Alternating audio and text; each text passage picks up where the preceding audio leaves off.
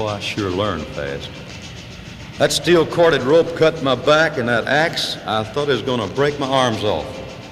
But I stuck with it, and it wasn't long till I learned that a man's got to be a lot tougher than the timber he's cutting.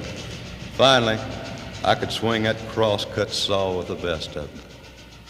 I lived on a farm out in Iowa way.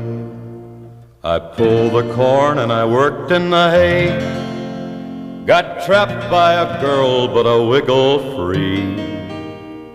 Heard the Oregon timber calling me. Will you tell me something, Mr. Lumberjack? Is it 1 for forward and 3 for back? Is it 2 for stop or 4 for go? Boy, ask a whistle punk, I don't know. Well, I learned this fact from a logger named Ray.